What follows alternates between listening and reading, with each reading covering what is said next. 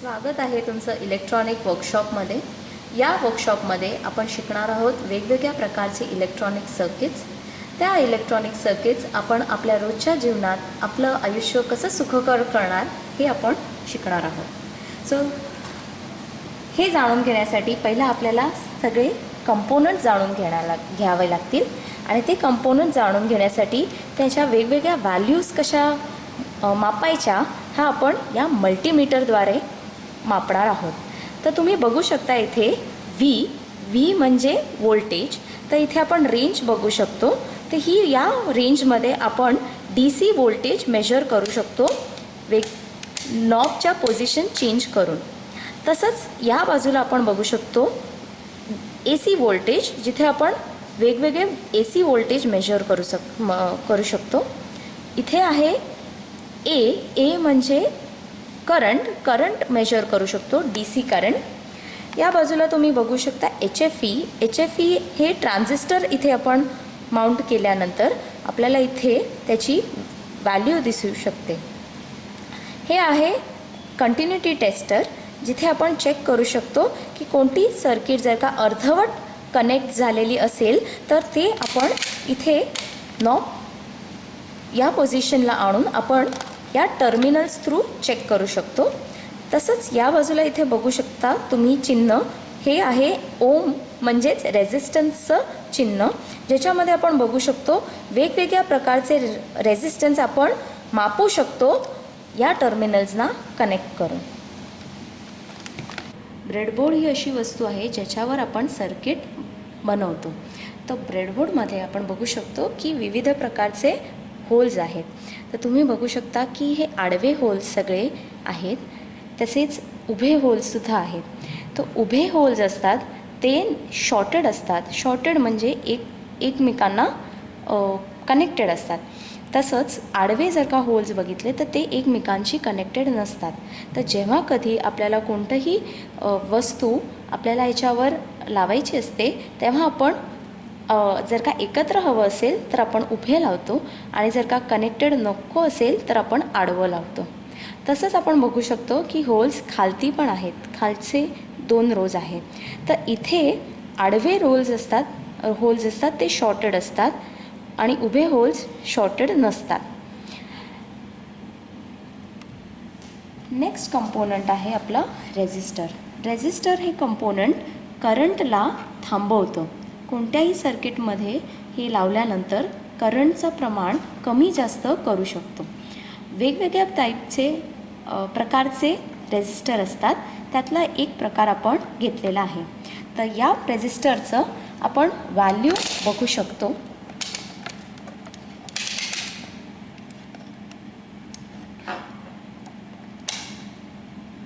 या रेझिस्टरची व्हॅल्यू सध्या आहे 459 ओम्स।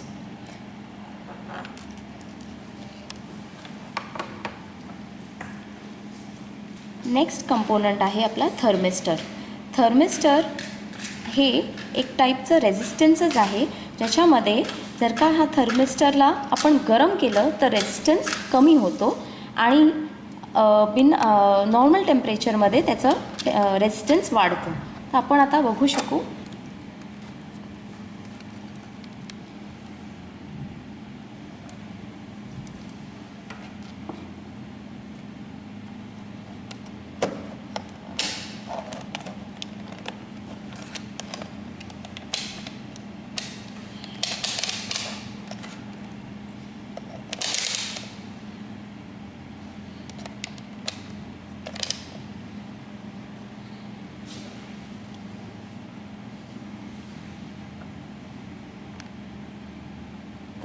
शकतो की थर्मिस्टर गरम झाल्यानंतर त्याचा रेझिस्टन्स आपोआप कमी झाला। नेक्स्ट कंपोनंट आहे LDR म्हणजे लाईट डिपेंडंट रेझिस्टन्स। त्याचा अर्थ त्याच्यावर प्रकाश पडल्यावरती त्याचा रेझिस्टन्स कमी होणार आणि अंधारात ठेवल्यावर त्याचा रेझिस्टन्स वाढणार। तर अशा प्रकारे आपण त्याचा रेझिस्टन्स चेक करूया।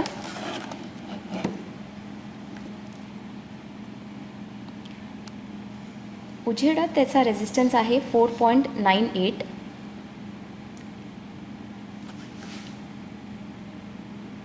तेच आपण त्याला अंधारात ठेवलं तर त्याचं रेझिस्टन्स वाढतं आहे, वाढून तो 52 किलो ओम्स होत आहे.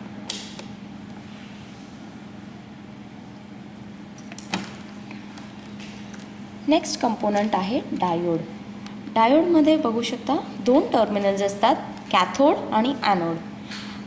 सिल्वर रिंग ज्या साईडला बाजूला दिसते तो आहे कॅथोड आणि दुसरी साईड असते ती ॲनोड. नेक्स्ट कंपोनंट आहे ट्रान्झिस्टर. ट्रान्झिस्टरमध्ये 3 टर्मिनल असतात, एमिटर, बेस आणि कलेक्टर. तर हे कसं जाणून घ्यायचं, तर ट्रान्झिस्टर असा ठेवायचा की आपल्या बाजूला सी शेप दिसला पाहिजे आणि सी शेप पकडून फर्स्ट टर्मिनल आपला एमिटर असतो, कलेक्टर. आणि हा ट्रान्झिस्टर आपण ॲज अ स्विच म्हणून यूज करू शकतो. म्हणजे आपल्याला ऑन किंवा ऑफ कोणती सर्किट करायची असेल तर तो याचा उपयोग आपण करू शकतो. पुढचा कंपोनंट आहे कपॅसिटर. कपॅसिटरमध्येही पॉझिटिव्ह आणि नेगेटिव्ह असतं, म्हणजेच ॲनोड आणि कॅथोड असतं. तुम्ही बघू शकता ही बाजू ही कॅथोड आहे आणि दुसरी बाजू ॲनोड आहे.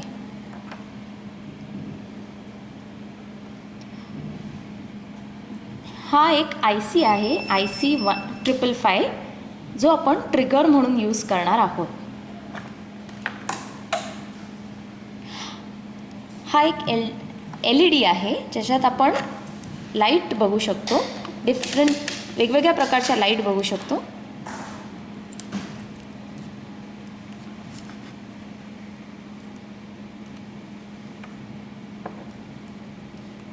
ब्लू लाईट, ग्रीन लाईट आणि लाल.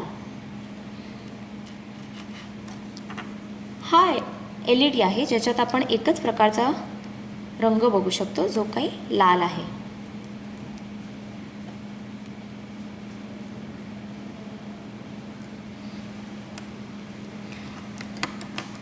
पुढचा कंपोनंट आहे पोटेन्शियोमीटर. पोटेन्शियोमीटरमध्ये आपण रेझिस्टन्स आहे तो कमी जास्त करू शकतो. तर आपण बघूया कसं करू शकतो तो.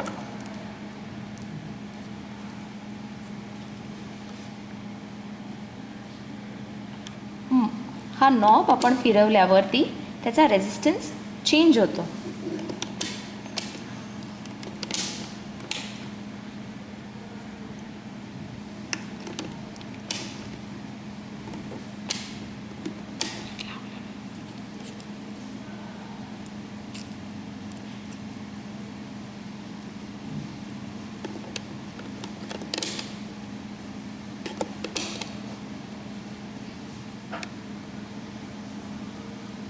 पण नॉब फिरवून त्याचा रेझिस्टन्स कमी जास्त करू शकतो.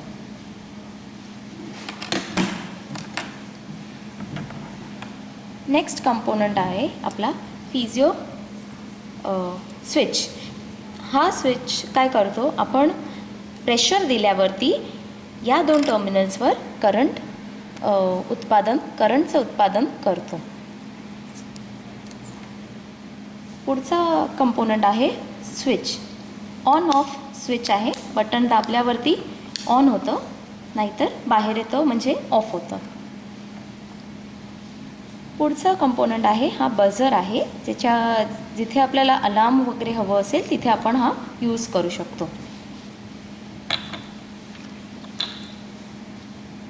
हा माईक आहे ज्याच्या थ्रू आपण बोलल्यानंतर तो करंटमध्ये त्याचं उत्पादन करतो. ही आहे बॅटरी, जी आपण सर्किटमध्ये वापरणार आहोत. आणि ही बॅटरी वापरण्यासाठी आपण ह्याच्यावरती हे पॅड यूज करू शकतो, जे कनेक्ट करणार आपण सर्किटमध्ये. आपला पहिला प्रयोग आहे ज्याच्यामध्ये आपण बघणार आहोत LED कनेक्ट करणार आहोत सर्किटमध्ये. इथे आपण रेझिस्टन्सचा उपयोग केला आहे आणि बॅटरीचा उपयोग केला आहे. तर तीच सर्किट आपण या ब्रेडबोर्डवर मांडली आहे. तर आपण बघू शकतो हा LED आहे आणि हा रेझिस्टन्स आहे. तर ह्या 2 वायर जर का आपण शॉर्ट सर्किट केल्या म्हणजेच कनेक्ट केल्या तर तो LED ग्लो होणार आणि तो कनेक्टेड आहे इथे बॅटरीला. तसंच आपण हा सेम प्रयोग आपण यूज करू शकतो कंटिन्युटी टेस्टरसाठी. म्हणजेच सर्किट कुठे तुटलं आहे किंवा बिघडलं असेल तर त्याच्या कोणत्या ठिकाणी एक्झॅक्टली ते बिघडलं आहे ते जाणून घेऊ शकतो आपण या कंटिन्युटी टेस्टरमुळे. तिसरा प्रयोग या सेम सर्किटचा आपण करू शकतो हे शेतांमध्ये, जिथे आपण बघू शकतो की पाण्याची लेवल खतांमध्ये कमी झाली आहे की वाढली आहे हे आपण चेक करू शकतो. त्याचं आपण एक टर्मिनल त्या पाण्याच्या खाली लावू शकतो आणि दुसरा वरती, जेणेकरून तुम्ही बघू शकता जर का दोन्ही टर्मिनल्स जर का पाण्यात टच होत आहेत तर लाईट ग्लो होतात, म्हणजेच कंटिन्युटी आहे, म्हणजेच करंट फ्लो होतो आहे, म्हणून ते शक्य आहे. तसंच हा प्रयोग आपण टँकमध्ये करू शकतो, जिथे आपण पाण्याची लेवल जाणून घेऊ शकतो की जर का पाणी जास्त भरलं गेलं तर ते स्विच ऑफ व्हायला पाहिजे. त्यासाठी आपण हा एक्सपेरिमेंट किंवा प्रयोग यूज करू शकतो. नेक्स्ट एक्सपेरिमेंट आहे ज्यात आपण LED यूज केली आहे आणि ट्रान्झिस्टर यूज केलेला आहे आणि एक पुश बटन यूज केलेला आहे. तर पुश बटन आपण पुश केल्यावरती इथे कनेक्टिव्हिटी येते आणि त्यामुळे हा ट्रान्झिस्टर ऑन होतो आणि ट्रान्झिस्टर ऑन झाल्यामुळे हा LED ग्लो होतो. तर तेच आपण बघू शकतो की आपण पुश बटनमध्ये पुश केल्यावरती ट्रान्झिस्टर थ्रू हा LED ग्लो झाला.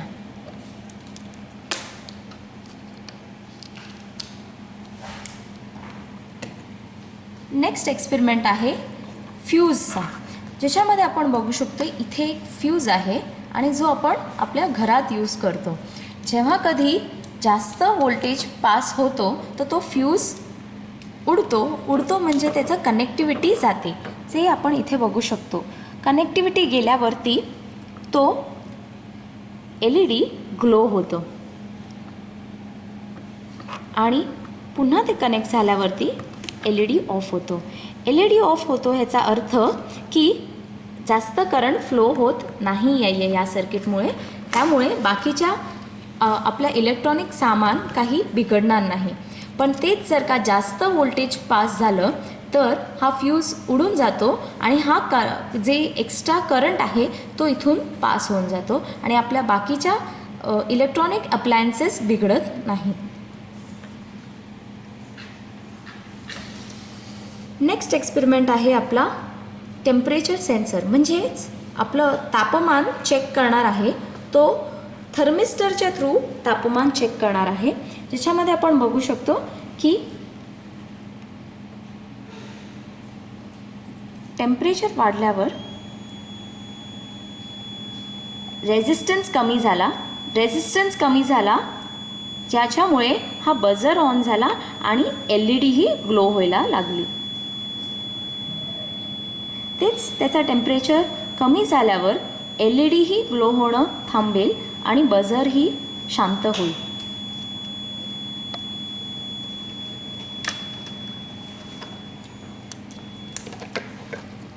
नेक्स्ट एक्सपेरिमेंट आहे आपला लाईट सेन्सर, ज्याच्यामध्ये आपण LDRचा वापर केला आहे. LDR जसं आपण आधी समजून घेतला आहे, जो की आहे लाईट डिपेंडंट रेझिस्टर. ह्याच्यामध्ये जर का आपण लाईट त्याच्यावरती पडत असेल तर तो रेझिस्टन्स कमी होतो आणि LED ग्लो होते. जर का तुम्ही बघू शकता इथे LED ग्लो होते. तसंच आता जर का LDRवर मी माझं बोट ठेवलं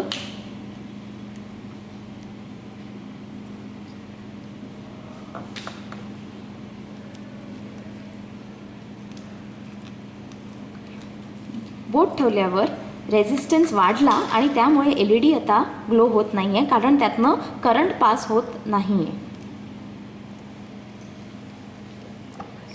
नेक्स्ट एक्सपेरिमेंटमध्ये आपण बघणार आहोत की पीझो कॉन्टॅक्ट्स यूज करून प्रेशरला कसं करंटमध्ये ट्रान्सफॉर्म केलं जातं.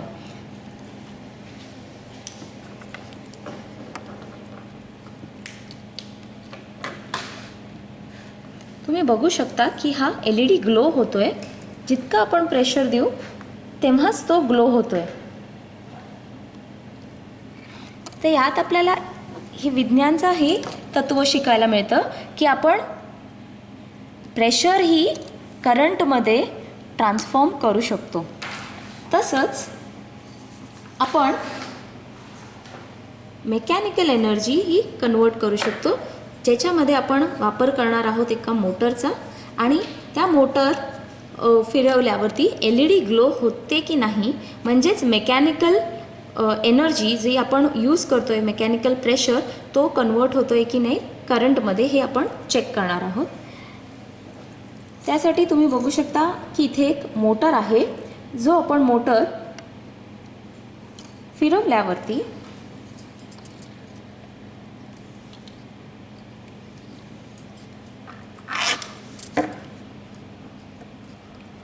LED ग्लो होतोय. म्हणजेच मेकॅनिकल एनर्जी आपली ट्रान्सफॉर्म झाली आहे इलेक्ट्रिकल एनर्जीमध्ये. नेक्स्ट एक्सपेरिमेंट आहे स्टॅटिक इलेक्ट्रिसिटी डिटेक्टर. म्हणजेच आपल्या प्रत्येकामध्ये इलेक्ट्रोस्टॅटिक एनर्जी जनरेट होत असते. तसंच ती इलेक्ट्रोस्टॅटिक एनर्जी आपण यूज करणार आहोत LEDला ग्लो करण्यासाठी. तर हीच सर्किट इथे माउंट केलेली आहे. त्याच्यामध्ये आपण बघू शकतो की आपल्यामधली इलेक्ट्रोस्टॅटिक एनर्जी ही या LEDला ग्लो करण्यासाठी वापरू शकतो. म्हणजेच काय, कोणत्याही प्रकारची इलेक्ट्रोस्टॅटिक एनर्जी आपण कन्वर्ट करतोय इलेक्ट्रिकल एनर्जीमध्ये आणि ती या LED थ्रू आपण दर्शवू शकतो. नेक्स्ट एक्सपेरिमेंट आहे आपला, ज्याच्यामध्ये आपण बघू शकणार आहोत की ध्वनी ही कशी इलेक्ट्रिकल करंटमध्ये ट्रान्सफॉर्म केली जाते, ज्याच्यासाठी आपण यूज करणार आहोत हा माईक. तर तुम्ही बघू शकता की माईक आवाज आल्यामुळे हा LED ग्लो होतो आहे. म्हणजेच तो ध्वनीला कन्वर्ट करतो आहे करंटमध्ये आणि तो करंट फ्लो होतोय रेझिस्टरमध्ये आणि त्यामुळे ही LED ग्लो होते. थँक्यू.